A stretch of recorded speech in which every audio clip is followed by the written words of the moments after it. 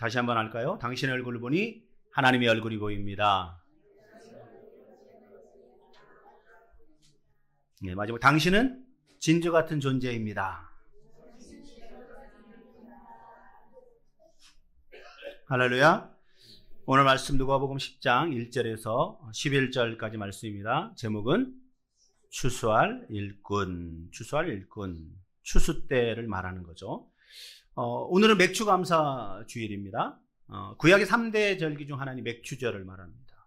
첫 곡식 밀, 보리를 수확한 것에 대해서 하나님께 감사를 드리는 날입니다. 특별히 이 맥추절을 77절이라고도 부릅니다. 그것은 6월절이 지나고 약 7주째 지켰다고 해서 불리게 되는 거죠. 즉 하나님께 첫 열매를 드리는 감사 예배. 자, 그런데 이 단순히 추수를 축하하는 날이 아닌 하나님께서 베풀어 주신 모든 은혜에 감사하는 날이며 앞으로 우리 삶을 인도하시고 축복하실 것이라는 이 믿음의 표현을 하는 날이라고 볼 수 있습니다.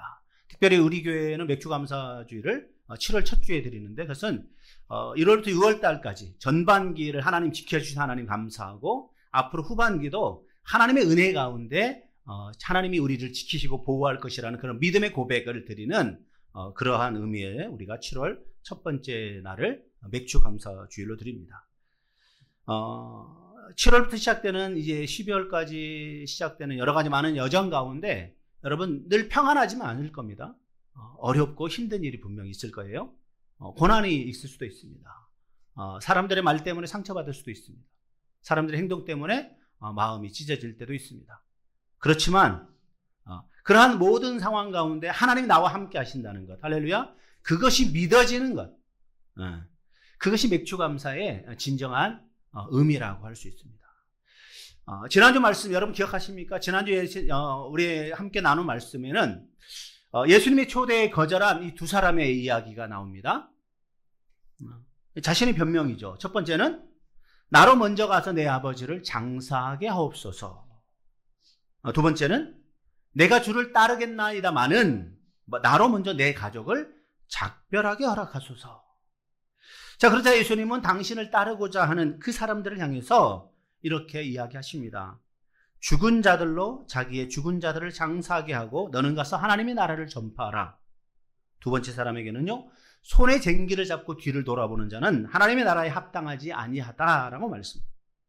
그렇습니다. 하나님 나라에 들어가려면 마땅히 복음을 위한 수고를, 고난을 겪어야 함을 말씀하고 있습니다. 여러분, 그리스도인, 저와 여러분은 그리스도인이라고 이야기합니다. 세상에서는 사람들은 성도, 교인, 조금 더 아는 사람은 그리스도인이라고 이야기하죠. 여러분, 그리스도인이란 어떤 사람일까요? 여러분은 어떤 사람이라고 생각하십니까? 우리가 세상을 변화시켜야 되나요? 세상을 고쳐야 되나요? 나도 못 고치는데 우리가 어떻게 세상을 고칩니까? 나도 변화하기 힘든데 우리가 어떻게 세상을 변화합니까?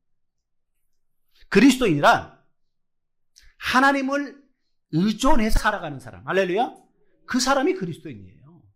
난 할 수 없기에, 내 혼자 힘으로 할 수 없기에 하나님이 도우심이 필요한 사람. 하나님이 도우심이 필요하다는 것은 무엇입니까? 나는 죄인입니다 라는 고백이거든요. 나는 죄인입니다 라는 고백이 없으면 하나님께 나올 수가 없는 거죠. 기도할 수가 없는 거죠. 자기 잘난 맛에 사는 사람들이 어떻게 하나님을 인정하겠습니까? 인정할 수가 없는 것입니다. 그래서 하나님이 말씀하신 평화란, 공의란, 기쁨이란, 구원이란 온 세상의 주관자가 되시는 하나님께 달려있다고 믿는 사람들, 할렐루야, 그런 사람들이 그리스도인이라는 거죠. 성도들 가운데 더러는요, 이 가난을 죄악이라고 생각하는 사람이 있습니다. 질병을 하나님이 징계라고 생각하는 사람들이 있습니다. 물론 그럴 수도 있죠. 그런데 꼭 그렇지만은 않다는 거죠. 가난이, 질병이 징계, 죄악, 이렇게 생각하는 것은 손익 계산하는 것과 똑같은 거예요. 부자는 하나님으로부터 의롭게 칭찬을 받는 사람이고 가난한 사람이면 하나님으로부터 저주를 받았습니까? 아니라는 거예요. 그렇게 생각하니까 우리가 이 땅을 살면서 부자 되길 원하고 건강하길 원하고 많은 것 갖길 원하고 그렇게 살아가잖아요. 여러분, 세상 사람들과 다를 게 뭐예요? 세상 사람들 안 그렇습니까? 세상 사람들 부자 되길 원하잖아요. 그죠? 높은 지위에 올라가길 원하잖아요. 승진하길 원하잖아요. 성공하길 원하잖아요. 잘 되길 원하잖아요. 그 사람과 여러분이 다른 게 무엇입니까? 내가 혹 건강하지 못할지라도, 내가 혹 부자가 되지 못할지라도 내 인생의 주인이 하나님임을, 할렐루야, 그것을 인정하고 고백하는 사람, 그 사람이 바로 그리스도인 아니겠습니까? 그러기에 여러분, 여러분의 눈에 보이는 것으로 판단하지 마십시오. 여러분의 생각으로 속단하지 마십시오. 예수님을 믿어도 병에 걸릴 수 있습니다. 예수님을 잘 믿어도요, 암에 걸릴 수 있어요. 여러분, 암 걸리면 예수님 안 믿는 사람입니까? 예수님을 잘못 믿었습니까? 아니라는 거예요. 고난을 겪을 수 있습니다. 심지어 죽음 앞에 놓일 수도 있습니다. 자, 그러니 신앙생활이라는 것은 이런 것들을 피하는 요령을 배우는 것이 아니라 그럴 때조차도 하나님을 신뢰하며 묵묵히 자신의 삶을 살아가는 것, 할렐루야, 그것이 진정한 그리스도인이고 그리스도인의 신앙 생활이라는 거예요. 우리가 이것을 기억하며 오늘 말씀 가운데로 들어갔으면 좋겠습니다. 자, 1절에서 3절 말씀을 같이 읽습니다. 1절에서 3절입니다. 그 후에 주께서 따로 70인을 세우사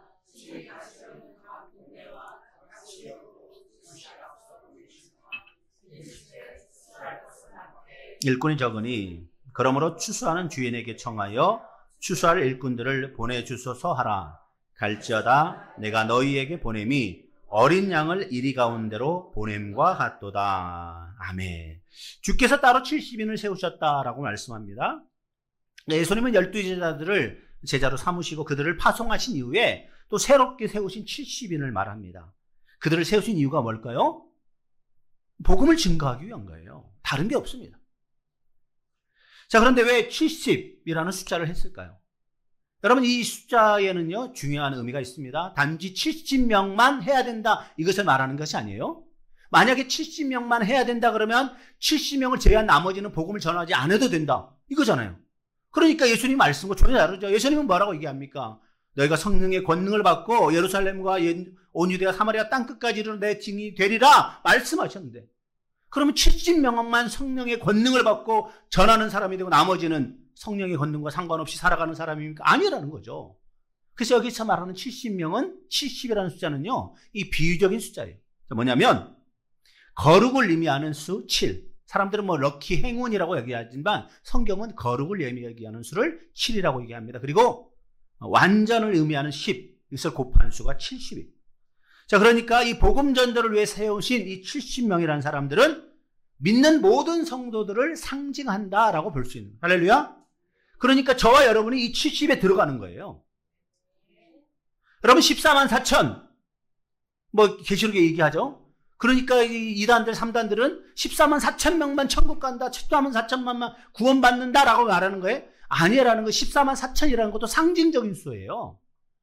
여러분, 75억의 인구 중에 14만 4천 명만 구원하신 하나님이 있습니까? 그런 하나님이 어떻게 공의로운 하나님이십니까? 말도 안 되는 거죠. 예수 그리스도를 믿고 영접하는 모든 사람에게는 하나님의 자녀가 되는 권세를 주셨으니, 할렐루야. 14만 4천이라는 것은요, 상징적인 숫자예요. 그러게 우리가 이 상징적인 것에 넘어가면 안 되는 거예요. 저와 여러분은 세상에서 부귀 영화를 누리도록 하기 위해서 부름받은 사람이 아닙니다. 어떤 다른 목적을 위해서 부름받은 사람들이 아니라는 거예요. 저와 여러분은 복음을 전하기 위해서, 할렐루야, 부름받은 사람이라는 거예요. 그러니까 복음 전도가 우리 인생의 목표가 되어야 되는 거예요. 무슨 일을 하든지, 사업을 하든지, 직장을 다니든지 모든 것이 복음 전도에 초점이 맞춰져야 돼요. 자, 우리가 이 일에 소홀히 하는 것은 하나님의 부르신 목적을 거스르는 것이죠. 자신의 인생의 목표를 상실하는 것과 똑같습니다. 여러분, 뒤에 보면 이제 풍선들이 많이 달려 있잖아요. 올 때도 보니까 옆에도 이제 지저스 해서 풍선들이 밖에 로비에 있고, 러브도 있고. 여러분, 오랜만에 그런 앞에서 한번 사진도 좀 찍으시고, 예. 왜 이런 게 있냐면, 지난주 월화 우리가 이틀 동안 복음 전도를 했습니다. 여기 옆에 있는 한산초등학교, 한산중학교 학생들을 주로 대상으로 그들을 교회로 초청해서 그들에게 복음을 전하고 하나님 말씀을 전하고 또 뭐 여러 가지 것들을 성품을 나눠주고 교회는 공짜다. 교회 오면 뭐든지 공짜다. 그래서 막 나눠주고 이따가 광고 시간에 이제 영상을 이제 틀 건데요. 얼핏 보니까 우리가 570명 정도가 이제 왔다 갔어요. 양이틀에 걸쳐서. 그리고 한 170여 명에게 복음을 제시했고 6명이 영접했어요. 물론 그 가운데 뭐 교회 온 애는 한 명도 없어요. 근데 상관없습니다. 우리 교회뿐 아니라 어느 교회 가도 상관없으니까. 또 그들에게 하나님의 말씀이 심겨졌으니까, 복음이 제시됐으니까 언젠가 분명히 열매 맺을 줄 믿습니다. 우리가 그 일을 위해서 하는 거죠. 그래서 이제 월요일, 화요일 날 그렇게 하다 보니까 제가 월요일 날 원래 운동 가야 되는데 제가 요새 건강을 위해서. 여러분, 목회자가 건강해야 성도들이 편안하지 않습니까? 그죠? 제가 골골하고 병원에 막 누워있으면 여러분 얼마나 힘들어요. 그죠? 제가 제 건강을 위해서, 교회 건강을 위해서 제가 운동하는데, 월요일 날, 목요일 날. 월화 못 가니까 수요일 날 오전에 갔어요. 수요일 날 오전에 가서 오랜만에 운동하려니까 좀 힘이 들더라고요. 근데 이제 우리 관장님이 한 청년을 불러가지고, 야, 너 일로 와봐. 우리 교회 목사님이야. 너 교회 나와. 그래서 전 깜짝 놀랐어요. 저렇게 강요하면 안 되는데. 그래서, 강요하지 마세요. 했더니, 혼자 집에서 성경 보고 있으니까 제가 이야기했습니다. 그래서 물어봤어요. 신구대에 다니고, 집이 노원구래요. 그래서 이번 주 꼭 와. 네, 알겠습니다. 보통 이렇게 말하고 안 온 애들이 워낙 많으니까 저는 이제 별로 근데 왔어요. 저기 성훈이. 네. 여러분, 노원구에서 왔어요. 이 옆 동네가 아니에요. 네. 혼자 성경을 읽고 있더래요. 유튜브 보면서. 혹시 유튜브 보다가 잘못된 것이 사상이 주입되면 이게 지워지기 힘들거든요. 그래서 말씀 앞에 나왔습니다. 여러분, 생각날 때마다 계속 기도해 주십시오. 예수님이 전도대를 파송하면서 둘씩 짝지어 보냈다고 했습니다. 왜? 혼자 가면 외로우니까? 그래서 2명씩 짝지었습니까? 뭐 그럴 수도 있겠죠. 뭐 효율적인 방법을 위해서도. 보통 전도할 때 2명씩 짝지어서 보냅니다. 한 사람이 전도하면 한 사람 옆에서 기도하는 거예요. 눈 뜨고. 왜냐? 그 사람이 아는 사람들이 지나가다가 누구야? 그러면 여기에 대응하다 보면 전도가 안 되는 거예요. 그러면 눈 뜨고 기도하는 사람은 그 사람이 왔을 때 잠깐만요. 여기 지금 뭐 하고 있으니까 조금만 있다가 이렇게 하는 이것도 필요하거든요. 또 이것은 성경적인 거예요. 2명씩 짝지어는 것은. 출애굽 보면 모세율법에 하면 증거가 유효하기 위해서는 반드시 2명 이상의 증언자가 있어야 된다라고 이야기하는 거예요. 그러니까 복음을 전하는 사람이 2사람이 가서 함께 복음을 전하는 것. 이것이 필요한 거죠. 자, 복음을 전파함에 있어서 가장 중요한 것이 무엇일까요? 그것은요, 내가 경험한 것, 내가 보고 들은 것을 그대로 전하는 것. 할렐루야. 다른 것을 하면 안 돼요. 내 생각을 가미시키거나 내 사상을 가미시키면 여기서부터 문제가 생기는 거예요. 여러분, 복음을 전할 때는요, 여러분의 말씀을 듣고 읽고 깨달은 것, 이것만 증거하는 것, 이게 필요합니다. 예수 그리스도의 부활을 보고 제자들에게 와서 전했던 마리아처럼 다른 것 할 수가 없는 거죠. 왜냐? 복음을 전할 때 이런 사람이 있습니다. 나는 입담이 별로 없는데, 나는 말도 잘 못하는데, 더듬거리는데. 여러분, 걱정할 필요가 없습니다. 왜? 모세가 하나님께 그렇게 말했거든요. 하나님, 저는 입이 둔합니다. 너 형 아론이 있지 않느냐? 아론을 내가 붙여주겠다. 여러분이 기도하면, 나는 사람들을 만나는데 좀 꺼리고, 나는 좀 내성적이고, 처음 보는 사람한테 내가 어떻게 말하고, 여러분 기도하시면 돼요. 그러면 성령께서 여러분에게 놀랍도록 지혜를 허락해 주실 것이고, 여러분의 입술을 통하여 별 말을 하지 않은 것 같은데 그의 마음을 감동시켜 주시는, 할렐루야, 그런 놀라운 일들이 분명히 일어나게 될 줄 믿습니다. 2절 말씀 보니까 추수한 일꾼들을 보내주셔서라고 하라라고 합니다. 예전이나 지금이나 추수할 일꾼이 적다라는 거죠.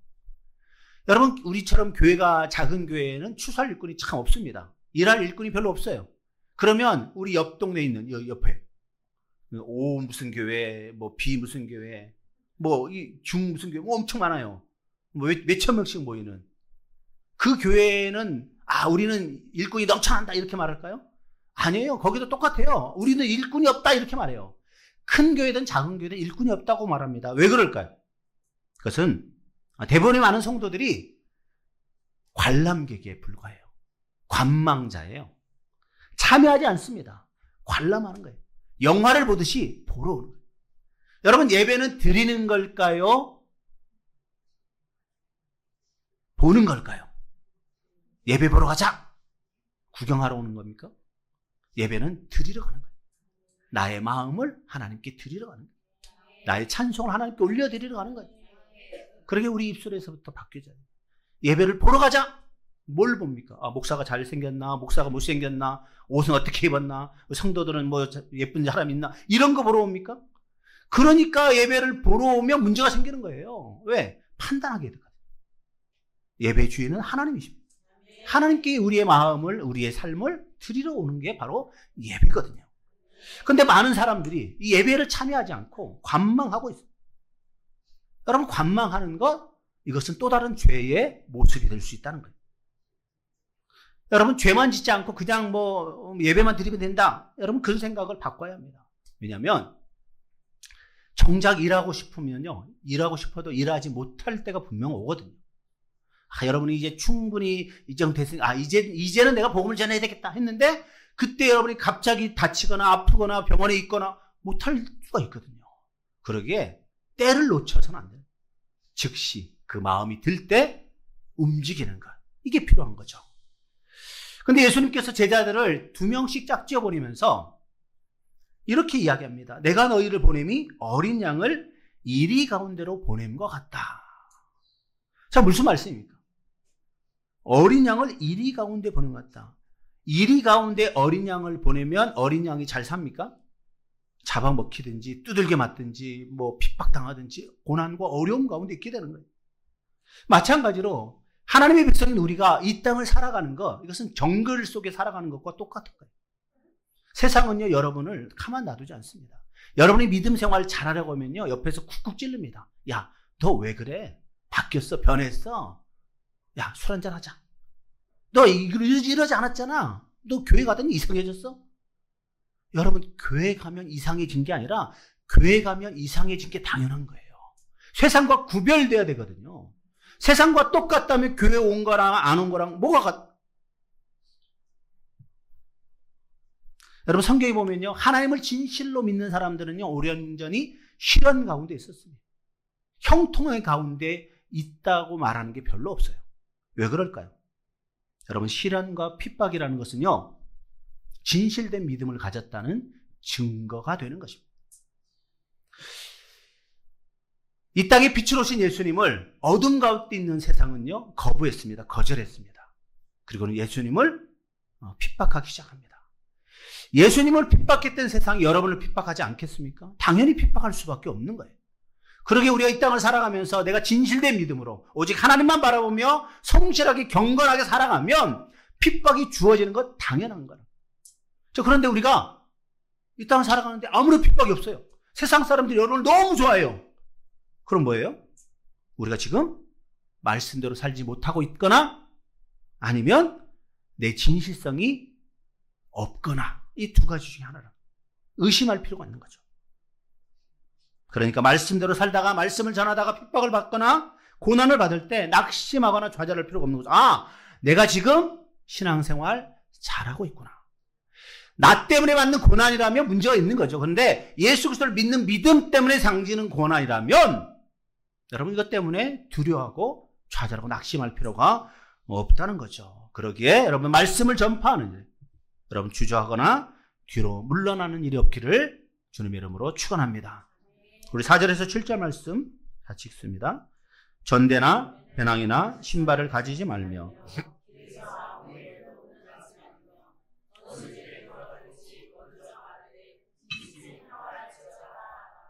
만일 평안을 받을 사람이 거기 있으면 너희의 평안이 그에게 머물 것이요 그렇지 않으면 너희에게 돌아오리라.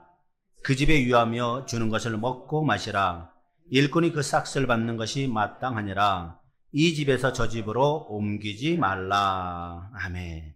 자, 복음을 전하는 일꾼들이 주의할 상황에 대해서 전대, 그러니까 돈을 가지지 말라는 거죠. 배낭, 덮고 입을 수 있는 뭐 이런 것들, 의지할 수 있는 것, 신발, 이런 것들은 뭐예요? 다 내가 의지할 수 있는 거죠. 이런 거를 가지지 말라는 거예요. 왜요?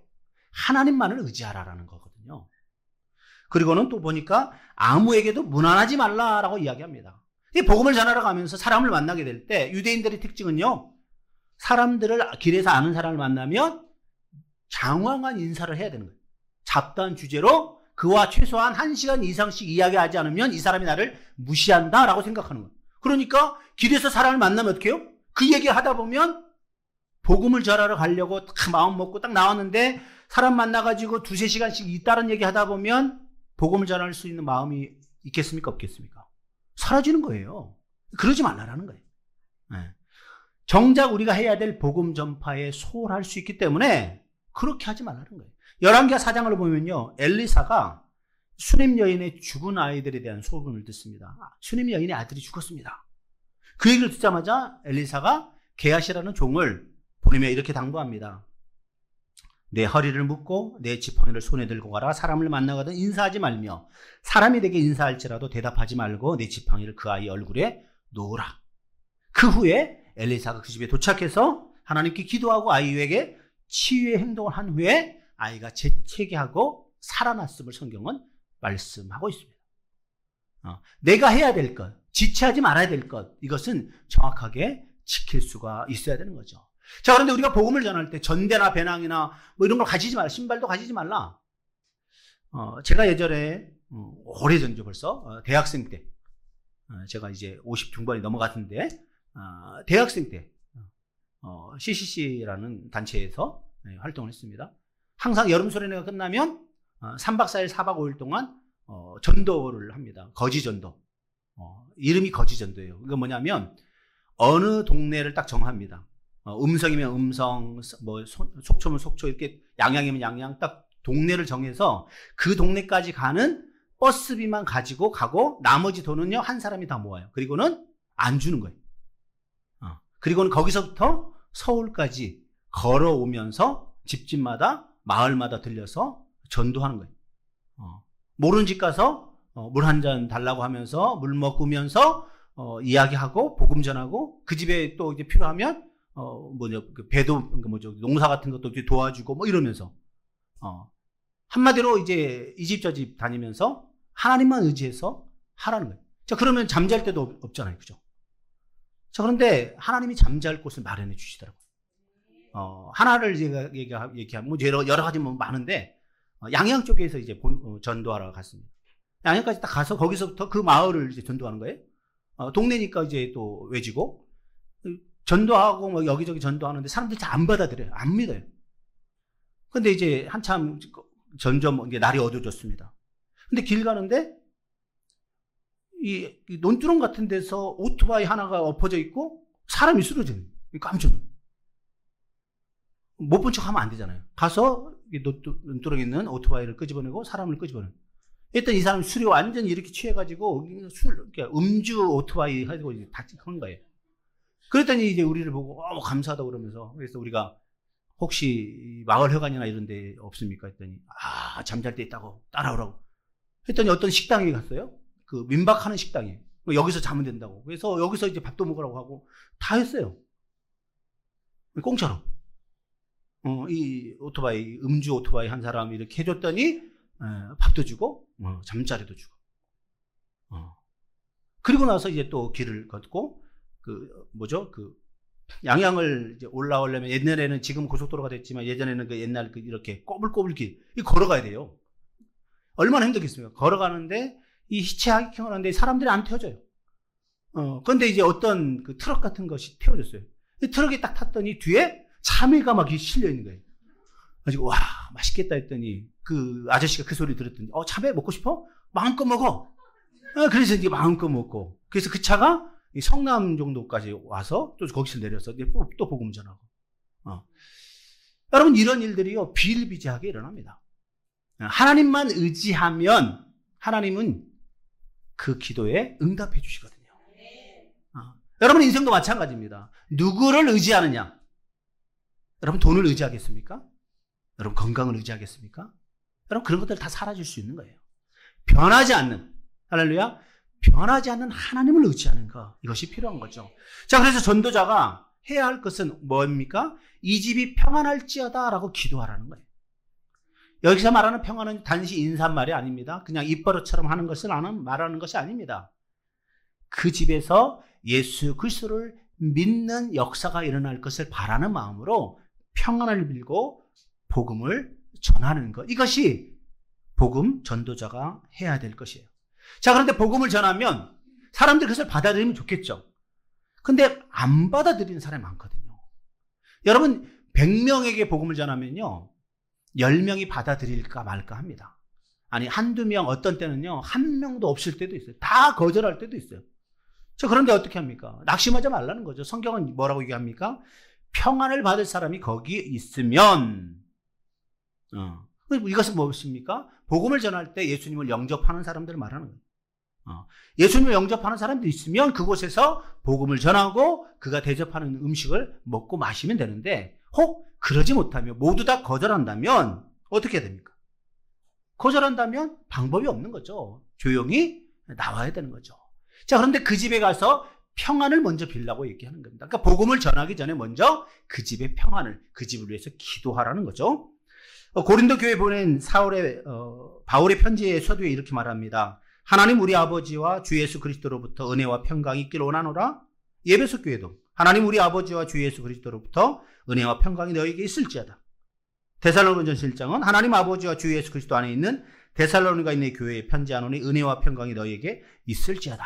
할렐루야. 그러면 우리가 어딜 가든지 누구를 만나든지 무엇을 하든지 먼저 은혜와 평강을 구해야 한다는 거죠. 왜냐? 그래야 하나님께서 그 가운데 역사하신다는 거죠. 자, 여러분, 은혜와 평강을 구한다는 것은 무엇입니까? 내 스스로 할 수 있음을 말하는 것이 아니잖아요. 하나님이 도우심 가운데 할 수밖에 없음을 이야기하는 거죠. 자, 그런데 그곳에 가서 유하여 주는 것을 먹고 마시라. 그리고는 뭐라고 얘기합니까? 이 집에서 저 집으로 옮기지 마라. 그럼 뭐예요? 이 집은 갔더니 복음 전했더니 감자밖에 안 주네? 저 집은 잘 사는 집이니까 저 집, 지나가니까 막 그 음식 냄새가 막 나요? 예전에 다 있었던 일이에요. 제가 겪었던.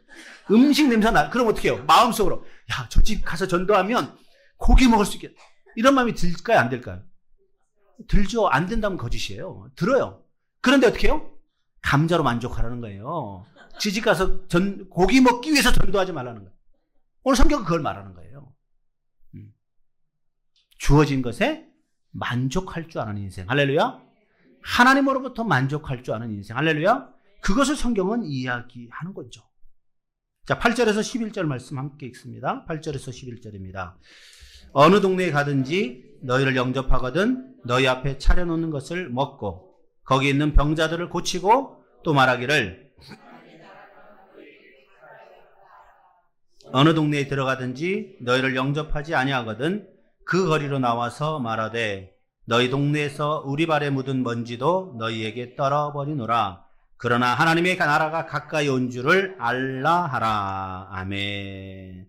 자, 보냄받은 전도자들이 해야 될 사역에 대해서 성경은 거기 있는 병자들을 고치고 라고 이야기합니다. 자, 그러니까 병자들이 있을 때 모른 척 외면하지 말라는 거예요. 기도해 주라는 거예요. 아파서 힘들어하고 있는 사람 있으면 기도해 주라는 거예요. 그리고는 하나님의 나라가 너희에게 가까이 왔다라고 이야기하라는 거예요. 여러분, 이 병자들을 고치는 사역과 말씀 전파 사역이 함께 이루어져야 되는 것을 이야기하는 거예요. 그런데 성경을 아무리 봐도요, 70명의 복음 전도자들에게 치유 사역을 감당해야 된다고 말하고 있는데 그들에게 그런 권능을 주셨다라는 말은 성경에 없어요. 자, 그럼 왜일까요?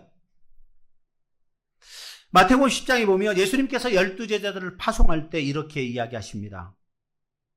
예수께서 그의 12제자를 부르사 더러운 귀신을 쫓아내며 모든 병과 모든 약한 것을 고치는 권능을 주시니라. 자, 그러면 이 치유사역과 축사사역은 12제자에게만 허락한 사역일까요? 그렇지 않습니다. 예수님은 차별하는 분이 아니죠. 병을 고칠 수 있는 권능도 주지 않고 병을 고쳐야 한다고 말씀하는 분 더더욱 아닙니다. 마가복음 16장 보면 이렇게 말합니다. 믿는 자들에게는 이런 표적이 따르리니 곧 그들이 내 이름으로 귀신을 쫓아내며 새 방언을 말하며 뱀을 집어올리며 무슨 독을 마실지라도 해를 받지 아니하며 병든 사람에게 손을 얹은 즉 나으니라. 할렐루야. 하나님은 믿는 사람에게 놀라운 능력을 주셨다는 거예요. 내가 할 수 있는 것이 아니라 성령의 권능을 받고, 할렐루야, 성령의 권능을 받을 때 이런 일들을 감당할 수 있다는 거예요. 여러분, 예수님은 12제자에게도요 70명의 전도자들에게도 동일한 권능을 주셨어요. 동일하게 대하셨습니다. 12제자에게도 아무것도 가지고 가지 말라라고 이야기합니다. 동네에서 유숙할 것을 옮기지 말라라고 말씀했습니다. 이 70인에게도 동일하게 그렇게 말씀하시잖아요. 12명의 제자들은 능력이 많으니까 아무것도 가지고 가지 않아도 되지만 이 평신도인 70명은 능력이 부족하는 거니까 많은 것을 가지고 와라 이렇게 말씀하지 않았다는 것을 우리가 기억해야 됩니다. 심지어 메시지를 거부하는 동네들에 대한 이 저주의 말씀까지도 동일합니다.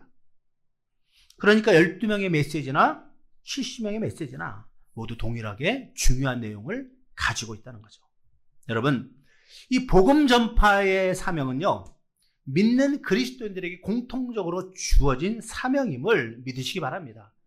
목회자니까, 장로니까, 권사니까 아니에요. 그리스도를 영접하여 하나님의 자녀가 된 모든 그리스도인들은 마땅히 복음을 전파할 사명을 감당해야 될 줄 믿습니다. 자, 그런데요, 우리가 복음을 전할 때 믿지 않는 자들이 많습니다. 복음을 받아들이지 않는 사람들이 많습니다. 자, 그런 사람들에 대해서 어떻게 해야 됩니까?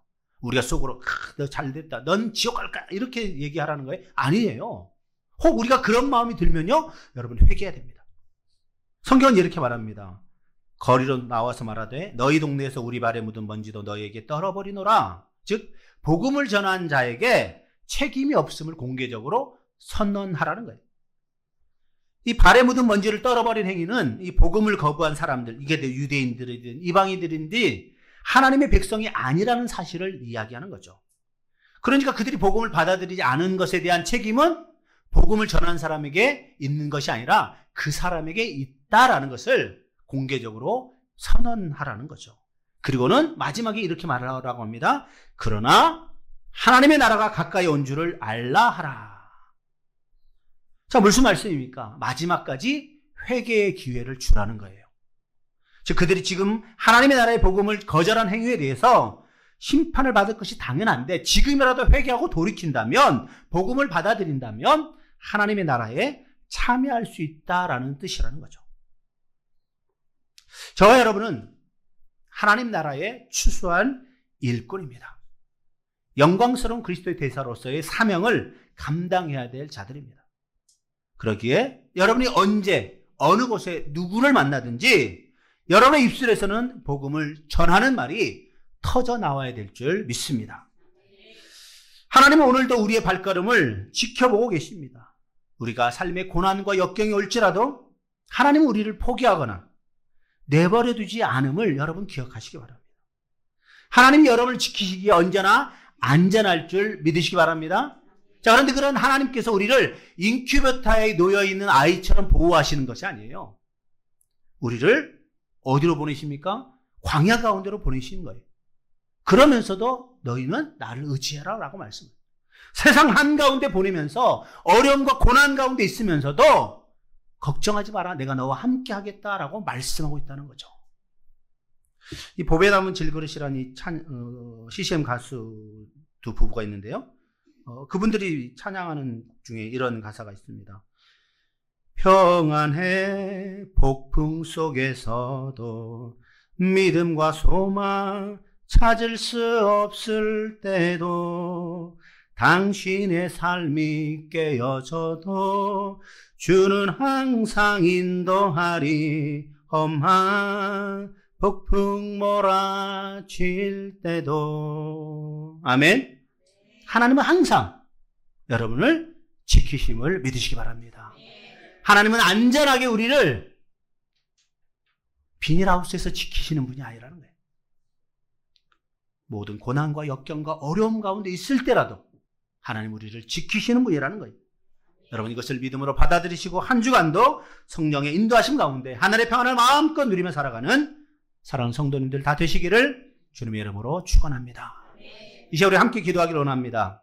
특별히 기도할 것은요, 하나님, 나는 이 땅 가운데 살아가고 있습니다. 이 세상과 어울려 살아가고 있습니다. 그러나 세상 사람들의 원하는 대로 살지 않게 하시고 하나님이 기뻐하는 삶을 살아갈 수 있도록 주님, 나의 마음을, 나의 삶을 붙들어 주시옵소서. 이제 우리 그렇게 한번 기도했으면 좋겠습니다. 같이 기도하겠습니다.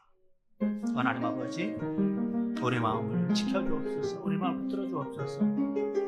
하나님의 세상 사람들이 아니라 하나님을 의지하게 하시고 하나님의 도우심을 구하게 하시고 하나님의 세상과 구별된 모습으로 살아가기를 원합니다. 험한 세상 가운데 폭풍 몰아칠 때도 하나님 나와 함께 하신다는 그 믿음이 있게 알려주시고 하나님 아버지 우리 물걸음을 지켜주신 그 하나님 안에서 평안함을 누리며 하늘의 평안을 누리며 살아갈 수 있도록 주여 도와주옵소서. 우리 모든 기도를 담아 예수 주님의 이름으로 기도드립니다. 아멘.